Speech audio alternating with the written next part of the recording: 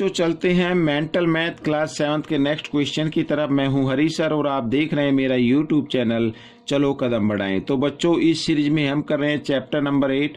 जी हाँ, chapter number 8 है comparing quantities. बहुत ही ज़्यादा इंपॉर्टेंट है, क्लास 8 में भी आपकी ये काम आने वाली है। तो प्लीज़ इसको ज़रूर ध्यान से देखें, सीखें और दूसरों को ज़रूर सिखाएं। चलते हैं नेक्स्ट क्वेश्चन पर। यहाँ पर क्वेश्चन नंबर 23 हम करने वाले हैं। जैसा कि आप अपनी स्क्रीन पर देख पा रहे हैं, लिखा है Ram purchase an old car for 1 lakh. He spent 10% of cost price on it's repair. ठीक है बच्चों, राम ने एक कार को, पुरानी कार को 1 लाख रुपए में खरीदा और इस पर जो जितने में खरीदा उसका 10% उसकी रिपेयरिंग पर खर्च कर दिया। ठीक है बच्चों, यहाँ पर सोल्ड द कार फॉर 99,000, तो 99,000 में उसको बेच दिया। फाइंड हिज गेन और लॉस परसेंटेज, तो हमें गेन और लॉस परसेंटेज फाइंड आउट करना है। लेकिन आपको जाहिर सी यहाँ पर दिखाई दे रहा होगा कि 1 लाख की तो खरीदी, फिर उसके ऊपर खर्च भी किया, उसके बावजूद भी उसने 99,000 की बेची, तो इसका मतलब क्या हुआ, उसे लॉस हो गया। बच्चों आइए इसको करना शुरू करते हैं। तो बच्चों यहाँ पर मैं सीधा लिख लेता हूँ कॉस्ट प्राइस। ठीक है, क्वेश्चन नंबर 3, तो यहाँ पर लिखते हैं कॉस्ट प्राइस ऑफ कार।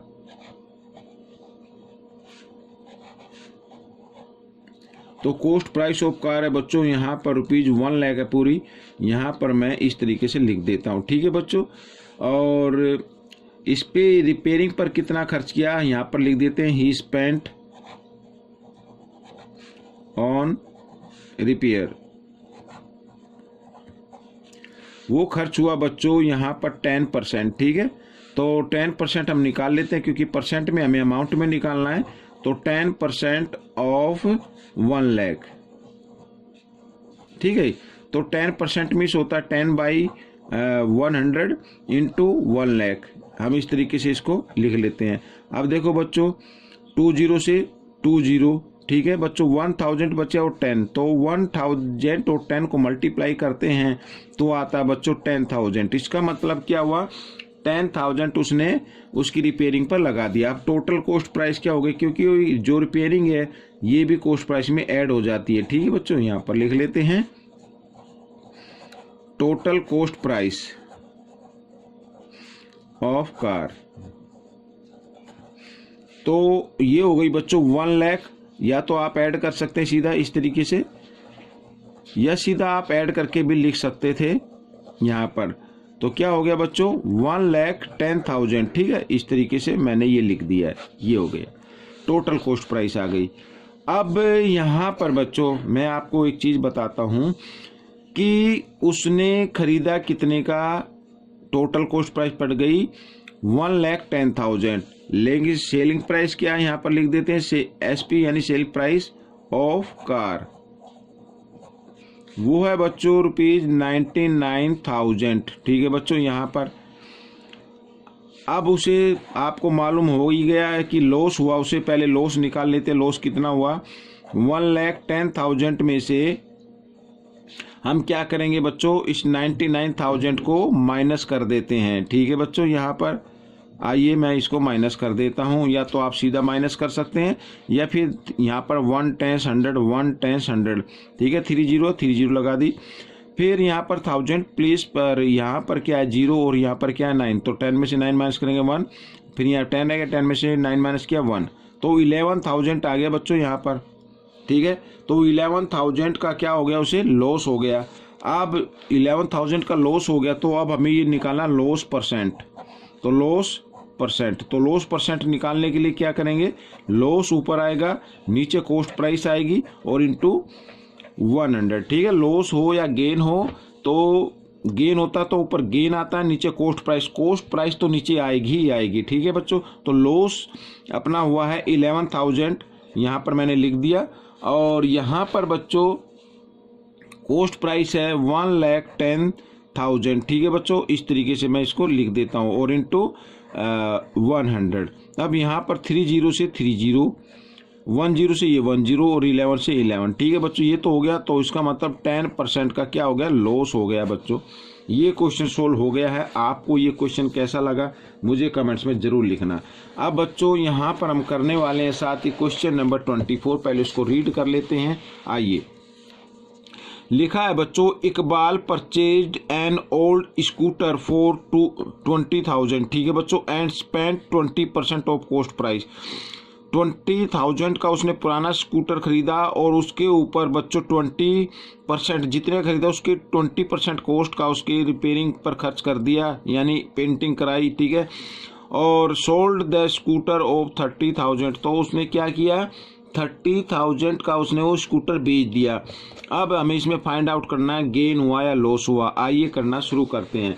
तो यहाँ पर भी हम क्या लिखेंगे बच्चों, पहले लिखना है cost price of scooter. Cost price of scooter. ठीक है बच्चों, यहां पर है बच्चों ₹20,000। इस तरीके से लिख दिया। क्वेश्चन नंबर है बच्चों ये 24। ठीक है, समझ में आ गया। आइए, तो आगे क्या है, स्पेंट। तो यहां पर लिख देते हैं ही स्पेंट ऑन रिपेयर। तो उसने बच्चों क्या किया, 20%।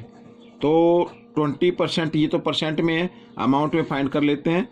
तो कॉस्ट प्राइस का ही क्या, तो 20% ऑफ 20,000। इस तरीके से हम इसको लिखेंगे। ठीक है, तो 20% मीन्स 20 बाई होता है 100 इंटू यहाँ पर। इस तरीके से हम इसको करने वाले हैं। ठीक है, तो 20 से ये 20, यहाँ पर 2 2 जा क्या होता है 4 और 1 2 3, यानी 4,000 उसने रिपेयरिंग पर खर्च कर दिया। ठीक है, अब यहाँ पर सेलिंग प्राइस भी की। पहले टोटल कॉस्ट प्राइस निकाल लेते हैं।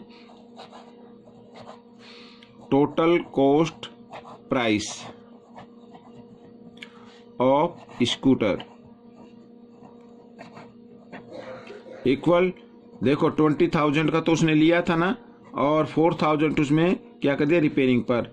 तो टोटल कितना हो गया, 24,000। ठीक है बच्चों, इस तरीके से हम इसको लिख लेंगे। ये क्या आ गया, कॉस्ट प्राइस आ गई।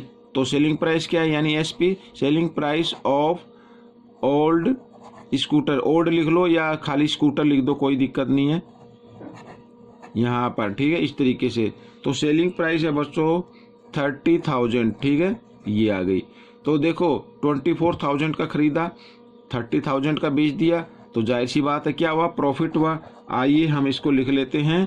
यहाँ पर बच्चों प्रॉफिट हुआ उसे, तो प्रॉफिट कितना हुआ वो भी हम इस पे लिख लेते हैं। ठीक है, तो प्रॉफिट हुआ बच्चों यहाँ पर 30,000 में से आपको क्या करना है, 24,000 माइनस कर देना है, और यहाँ पर आ जाएगा बच्चों 6,000। ठीक है, इस तरीके से।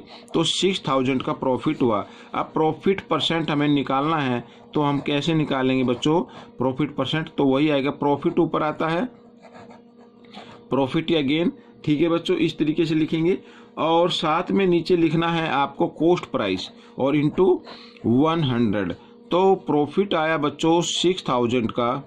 ठीक है, और टोटल कॉस्ट प्राइस बनी उसकी 24,000। तो यहाँ पर 24,000 हम लिख लेते हैं और मल्टीप्लाई में 100। ठीक है, तो 30 से ये 30 समझ में आ गया, और 6 से 6 1 जा 6 6 4 जा 24। 4 से जब 100 को हम डिवाइड करते हैं तो 25 आता है। तो इसका मतलब उसे 25% का क्या हो गया, प्रॉफिट हो गया। तो बच्चों ये आपका आंसर आ गया है। आपको ये क्वेश्चन कैसा लगा मुझे कमेंट्स में ज़रूर लिखें, और इसमें से सीख कर आप दूसरे बच्चों को ज़रूर सिखाएं। मिलते अगले पार्ट में, तब तक के लिए धन्यवाद।